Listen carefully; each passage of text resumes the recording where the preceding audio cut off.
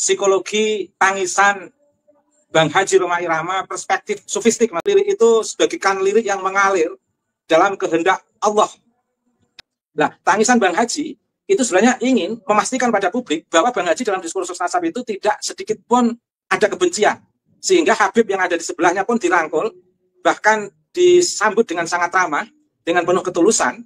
Itu sebagai bukti Bang Haji itu tulus dalam diskursus nasab ini untuk memastikan kepada publik bahwa arogansi kenasaban itu tidak perlu. Justru yang terpenting adalah bagaimana orang yang tadinya mengandalkan kenasaban itu bisa paling down, masuk ke dalam wilayah titik kesadaran, ketauhidan dan refleksi kemanusiaan dan keadilan serta kesetaraan.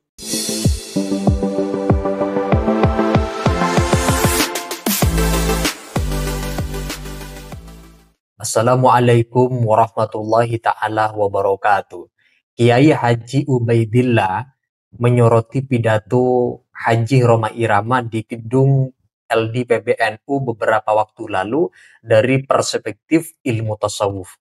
Kata Kiai Ubaidillah, Rhoma Irama menangis saat bercerita pengalaman hidupnya dalam medan seni musik sebagai media dakwah beliau dikarenakan bercerita dengan hati yang tulus, mengarang lagu bertujuan untuk mengedukasi umat dengan nilai-nilai agama, sosial, budaya, termasuk pendidikan moral yang menjadi tujuan setiap lagu-lagu yang dikarang oleh Rhoma Irama, terutama yang menyangkut lagu-lagu religi. Kiai Haji Ubaidillah mengatakan, meskipun sejauh ini Bang Haji Rhoma Irama meragukan nasab Habaib Ba'alawi, namun sebagai sesama orang mukmin tetaplah saudara dan tidak lagi nasab diperhitungkan sejauh orang tersebut masih dalam konteks sama-sama orang beriman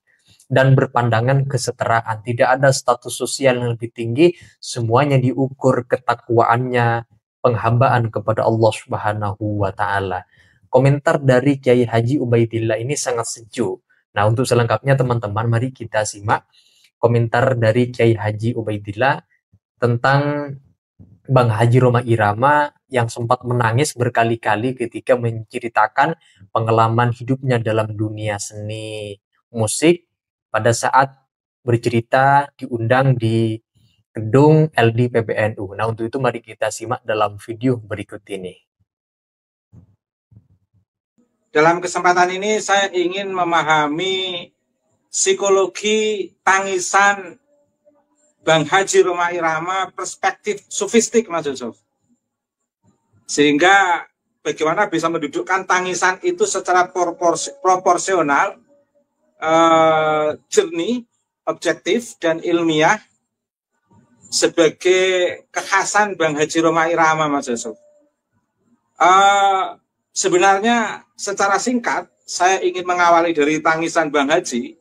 Itu adalah tangisan kepasrahan totalitas Bang Haji di hadapan Allah dengan seluruh karya-karyanya, Mas Yusuf. Dan beliau juga sempat merefleksikan, mengulas dalam sebuah dialektik dengan mitra dalam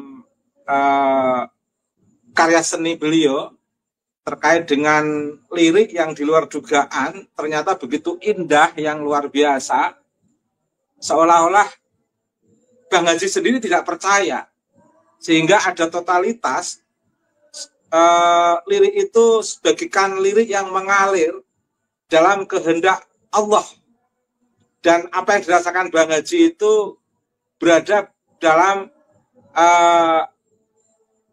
minal fana'il iradah al-insaniyah ila baqa'il iradah al-ilahiyah.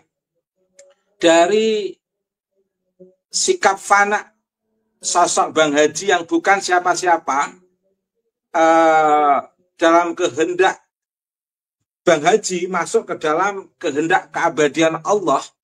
Pada suatu saat beliau berkarya, merefleksikan karya-karya atau lirik-liriknya, yang lirik-lirik musiknya yang disesuaikan dengan aransemen lagunya itu, Mas Yusuf.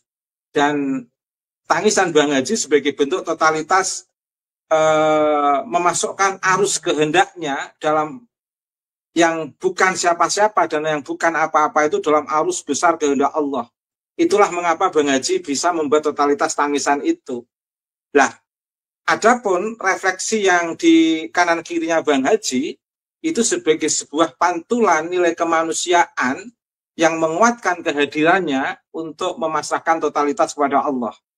Ini sebagai mukadimah pemaparan saya, Mas Yusuf. Tetapi sebenarnya saya sebelum podcast ini, tadi 1 jam sebelum podcast itu saya mencoba menganalisis dari seluruh lagu-lagu Bang Haji, Mas Yusuf.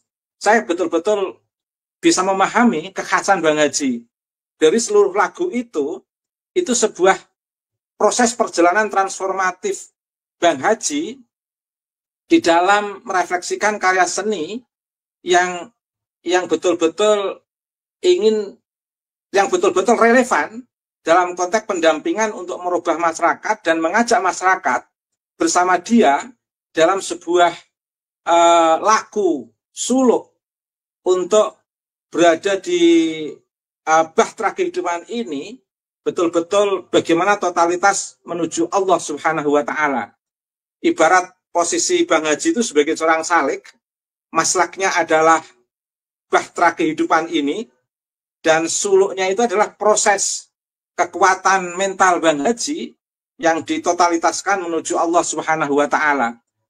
Contoh, Mas, transformasi pertama dalam karakter lagu Bang Haji itu adalah transformasi yang menggambarkan nafsul ammarah bisu, bahwa manusia itu memang didorong oleh keinginannya yang kuat secara terus-menerus agar mengarah kepada sesuatu yang jelek. Dan itu digambarkan dalam lagu-lagu Bang Haji seperti lagu judi dan lain sebagainya. Kemudian transformasi kedua, dia juga ingin memberikan satu ilustrasi kepada masyarakat dalam permainan film beliau ketika terkait dengan bunga desa itu, Mas. Bahwa manusia itu memang ada nafsu yang disebut nafsu supiyah, nafsu lawamah. Ada proses penyesalan karena berbuat jelek, dan ada proses kepuasan berbuat baik, dan begitulah nafsu lawamah manusia. Dan itu direfleksikan Bang Haji dalam bentuk film untuk bagaimana mengantarkan pola kesadaran masyarakat bahwa titik lawamah itu harus ditransformasikan lebih tinggi lagi, yaitu menuju nafsu mutmainnah yang lebih tenang, kemudian radiyah, mardiyah, dan ini semua ada lagu-lagunya, Mas. Arah dari transformasi ini. Dan setelah mutmainnah ke radiyah, artinya apa? Hidup itu harus betul-betul rela. Kalau hidup itu rela, maka orang akan mencapai kebahagiaan. Tapi kalau orang itu tidak rela, maka akan sulit mencapai kebahagiaan. Rumusnya adalah rela. Dalam kondisi apapun, ketika hidup rela, orang akan bahagia. Dan itu digambarkan betul dalam lagu-lagu atau film-film Bang Haji. Karena kerelaan inilah, maka orang akan mencapai mardiyah, mudah untuk mendapatkan kerelaan dari Allah. Dan kemudian mencapai transformasi berikutnya adalah transformasi nafsu sofiyah, yaitu bagaimana tetap positive thinking kepada orang lain atau husnuzon dalam ruang kehidupan ini. Dan inilah yang sebenarnya direfleksikan oleh Bang Haji, Mas. Nah, pada posisi nafsu sofiyah ini kemudian masuk dalam transformasi nafsul baqiyah min fana ila iradah al-insaniyah ila baqa ila iradah al-ilahiyah. Lah, Bang Haji transformasi puncak tangisan Bang Haji yang kita saksikan, yang saya saksikan, itu adalah tangisan dalam puncak transformasi beliau merefleksikan kepasrahan totalitas beliau, totalitas kehendak beliau yang bukan siapa-siapa, yang bukan apa-apa dalam kehendak arus besar kehendak Allah Subhanahu wa Ta'ala.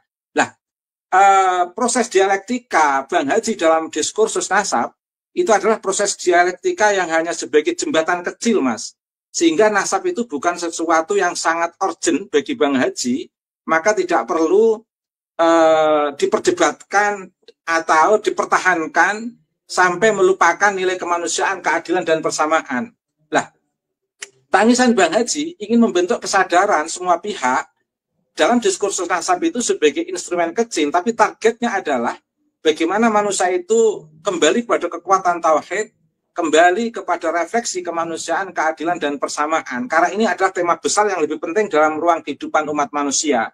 Nah, tangisan Bang Haji itu sebenarnya ingin memastikan pada publik bahwa Bang Haji dalam diskursus nasab itu tidak sedikit pun ada kebencian.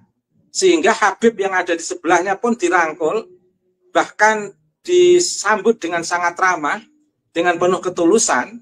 Itu sebagai bukti Bang Haji itu tulus dalam diskursus nasab ini untuk memastikan kepada publik bahwa arogansi kenasaban itu tidak perlu. Justru yang terpenting adalah bagaimana orang yang tadinya mengandalkan kenasaban itu bisa calling down, masuk ke dalam wilayah titik kesadaran, ketauhidan, dan refleksi kemanusiaan dan keadilan serta kesetaraan. Sebenarnya itu yang saya lihat dari pemandangan indah YouTube yang saya saksikan, yang ternyata diolah oleh pihak-pihak yang tidak bertanggung jawab dalam bentuk framing seolah-olah Bang Haji itu mengakui bahwa Habib adalah zuriyah Nabi. Padahal tidak ada arah ke sana. Yang ada adalah Bang Haji merefleksikan nilai kemanusiaan meskipun masuk dalam diskursus nasab, tapi itu bukan tema penting dalam kehidupan Bang Haji. Tapi yang lebih penting adalah persaudaraan, kemanusiaan, dan kesetaraan. Itu Mas Yusuf yang saya baca. Iya.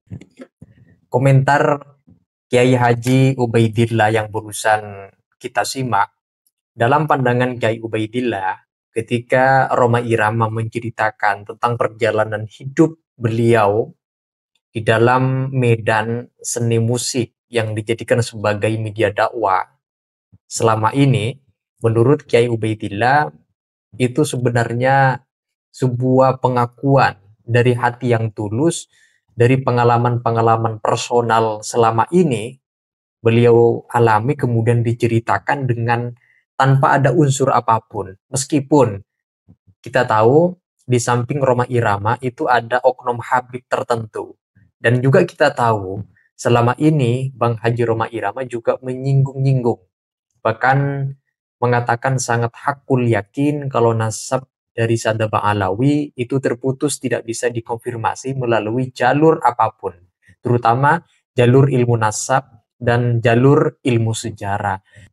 Dalam pandangan Kiai Ubaidillah, meskipun Bang Haji Rhoma Irama mempermasalahkan nasab Sadaba Alawi, tetapi pertemanan dengan oknum-oknumnya itu tetap beliau rawat. Tidak ada unsur untuk merenggangkan hubungan. Meskipun nasabnya dipermasalahkan, tapi pada satu sisi sesama orang beriman itu harus bersaudara. Nasab tidak lagi harus ditonjol-tonjolkan. Nah, itu saja teman-teman, silahkan kalau ada yang ingin kalian sampaikan terkait dengan pandangan komentar dari Kiai Ubaidillah yang barusan kita simak. Silakan tulis argumentasi kalian di kolom komentar. Sekian dari saya. Wassalamualaikum warahmatullahi wabarakatuh.